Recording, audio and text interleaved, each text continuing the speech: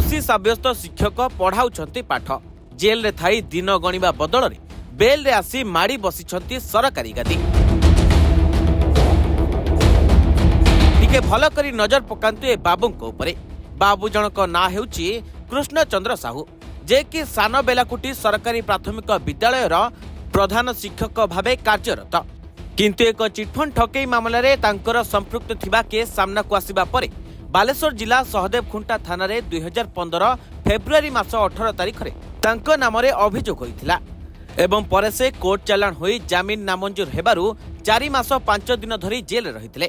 किंतु परे से जेल रु आसी एही गिरफ्तारी संपर्क रे विभागीय अधिकारी मानकु गोपन रखी चाकरी रे योगदान देथिले।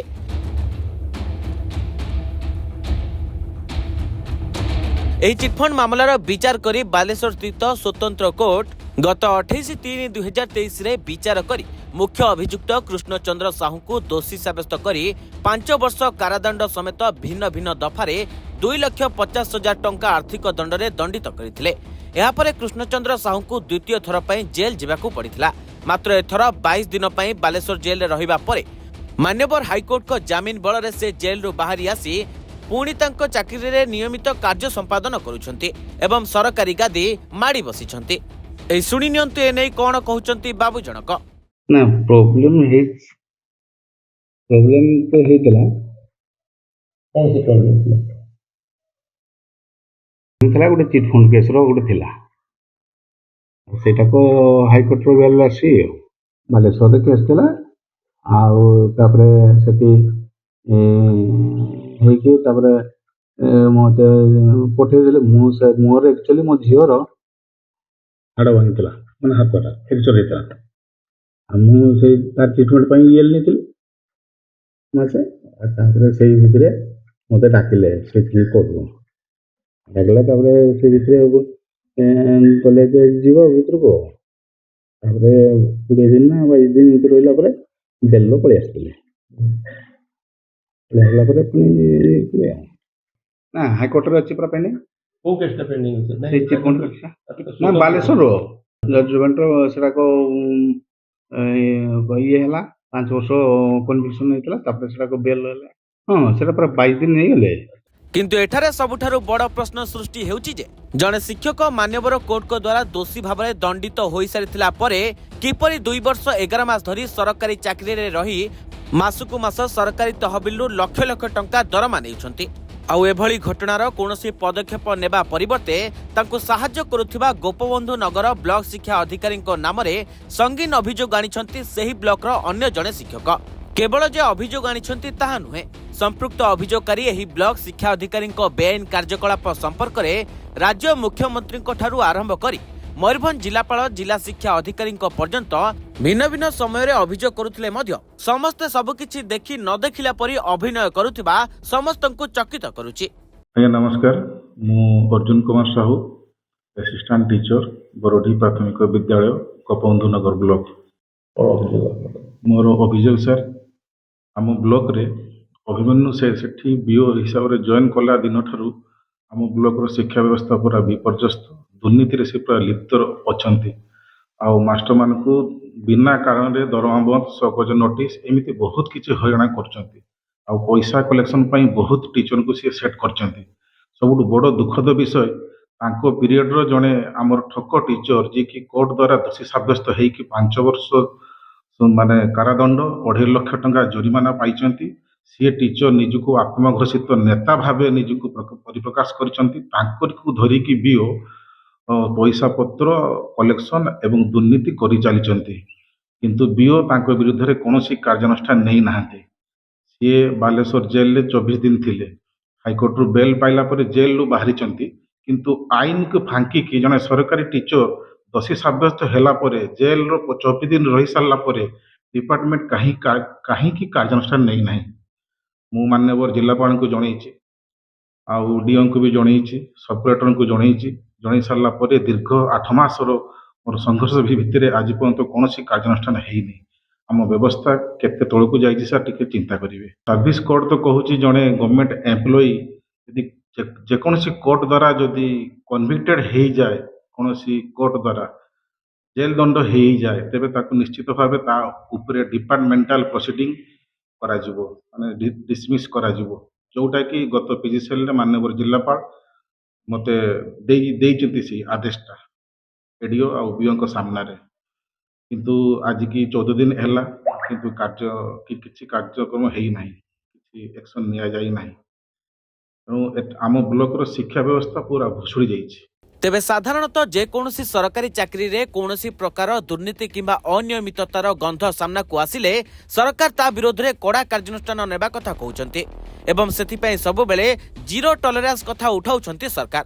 ଅଥଚ ସରକାରୀ ସ୍କୁଲର ଜଣେ ପ୍ରଧାନ ଶିକ୍ଷକ ଚିଟଫଣ୍ଡ ମାମଲାରେ ଦୋଷୀ ସାବ୍ୟସ୍ତ ହୋଇ 5 ବର୍ଷ ଜେଲ୍ ଦଣ୍ଡରେ ଦଣ୍ଡିତ ହେବା ସତ୍ତ୍ୱେ ତାଙ୍କୁ ସରକାରୀ ଚାକିରିରୁ ବହିଷ୍କାର କରାଯିବା ପରିବର୍ତ୍ତେ ପୁଣି ଆଇନ ଆଖିରେ ପଟି ବାନ୍ଧି ତଦନ୍ତ ପରେ ତଦନ୍ତ ଆଳରେ ଟାଳି ଚାଲିଛନ୍ତି ଶିକ୍ଷା କର୍ତ୍ତୃପକ୍ଷ। ଅପରପକ୍ଷେ ରାଜ୍ୟ ସରକାରଙ୍କ ଶିକ୍ଷା ବିଭାଗର ସ୍ପଷ୍ଟ ନିର୍ଦ୍ଦେଶନାମା ରହିଥିବା ବେଳେ ଦଣ୍ଡିତ ଶିକ୍ଷକଙ୍କ ବିରୋଧରେ କାର୍ଯ୍ୟାନୁଷ୍ଠାନ ନେବା ପରିବର୍ତ୍ତେ କୋର୍ଟ ଦଣ୍ଡାଦେଶ ଦେବାର 3 ବର୍ଷ ଧରି ଜିଲ୍ଲା ଶିକ୍ଷା ବିଭାଗ କ'ଣ ତଦନ୍ତ କରୁଛନ୍ତି ବୋଲି ବୁଦ୍ଧିଜୀବୀ ମହଲରେ ପ୍ରଶ୍ନ ଉଠିଲାଣି। 16 ବର୍ଷ ଅବସରପ୍ରାପ୍ତ ସରକାରୀ କର୍ମଚାରୀ ଅଟେ।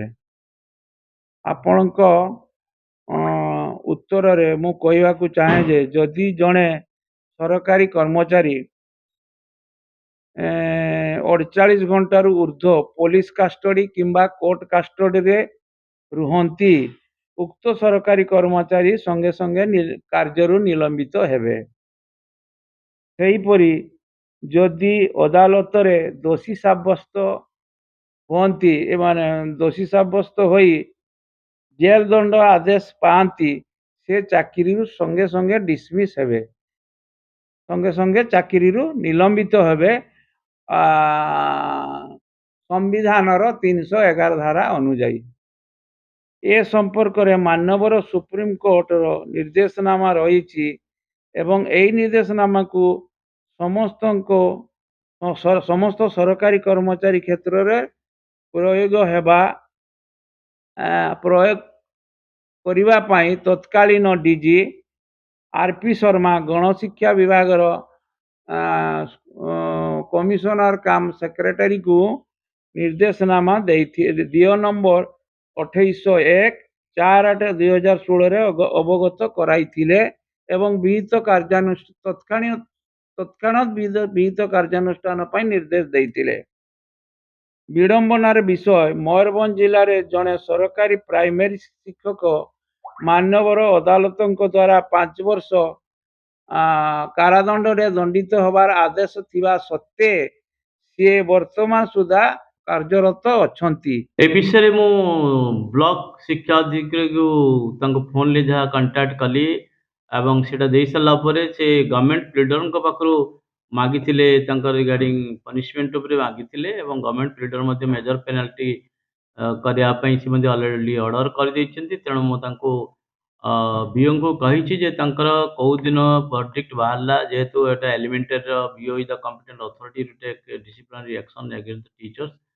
I have already talked with the BO GB Nagar ଏବଂ सी ମୋତେ କହିଲେ ଯେ ଡିଟେଲ୍ସ ରିପୋର୍ଟ ଆଜି ସନ୍ଧ୍ୟା ସୁଦ୍ଧା ଦେବେ ଯେ କେଉଁ ଦିନ ଭର୍ଡିକ୍ଟ ବାହାରିଲା କୋର୍ଟରେ ଏବଂ ତାପରେ ଯେ ଗଭର୍ଣ୍ଣମେଣ୍ଟ ପ୍ଲିଡରକୁ କେଉଁ ଦିନ ମାଗିଲେ, ଗଭର୍ଣ୍ଣମେଣ୍ଟ ପ୍ଲିଡର କେଉଁ ଦିନ ତାଙ୍କୁ ରିପୋର୍ଟ ଦେଲେ ଏବଂ ତାପରେ ସେ ତାଙ୍କର ଡ୍ରାଫ୍ଟ ଚାର୍ଜ ଅଲରେଡ଼ି କରିସାରିଛନ୍ତି।